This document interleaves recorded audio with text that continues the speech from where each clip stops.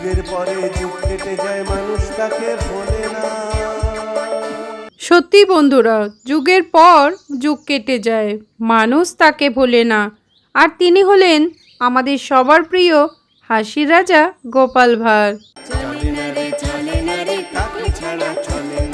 নমস্কার বন্ধুরা, আজকের গল্প নিতং নবং। সাথে থাকো আর শুনতে থাকো। আজ থেকে অনেক বছর আগের কথা। গোপাল প্রতিদিন মহারাজা কৃষ্ণচন্দ্রের রাজসভায় পায়ে হেঁটে যেত। এটা তার অভ্যাস ছিল। সেদিন কি খেয়াল হলো কে জানে, গোপাল মনে মনে ঠিক করলো আজ আর সে পায়ে হেঁটে যাবে না। তাই সে ঝাঁকায় চেপে বসলো। মোটের মাথায় চড়ে রওনা হলো রাজসভার উদ্দেশ্যে। রাস্তা দিয়ে যেই দেখে সেই জিজ্ঞাসু হয়ে জানতে চায়, ও গোপালদা, কি ব্যাপার, ঝাঁকা মুটের মাথায় চেপেছো কেন?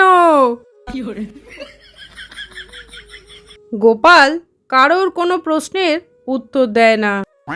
তখন আশেপাশের লোকজন মনে মনে ভাবতে থাকে,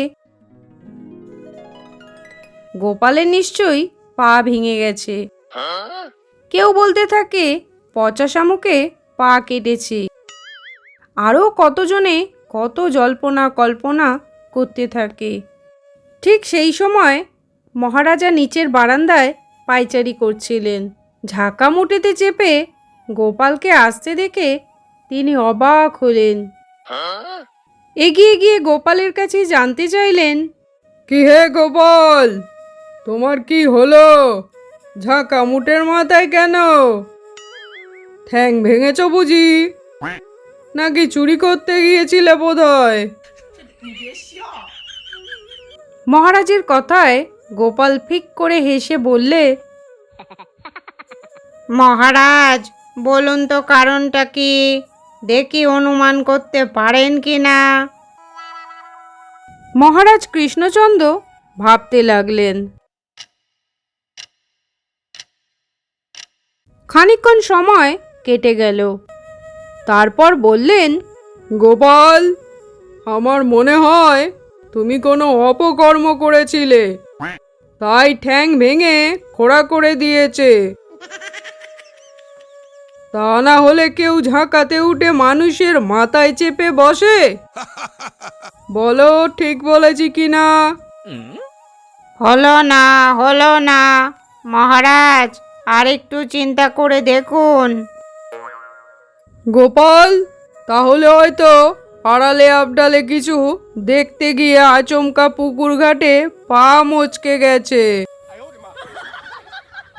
গোপাল এবার ঝাঁকা থেকে নেমে মাটিতে পা রাখলো আর মহারাজকে বললে, নিত্যং নবং, এই দেখুন।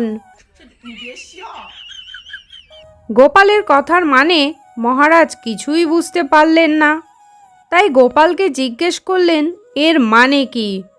তখন গোপাল মহারাজকে বললে, মহারাজ, রোজ পায়ে হেঁটে নিজে আসি, একঘেয়েমি ব্যাপার, তাই নতুনত্বের আস্বাদ নিলাম ঝাঁকায় বসে মুটের মাথায় চেপে।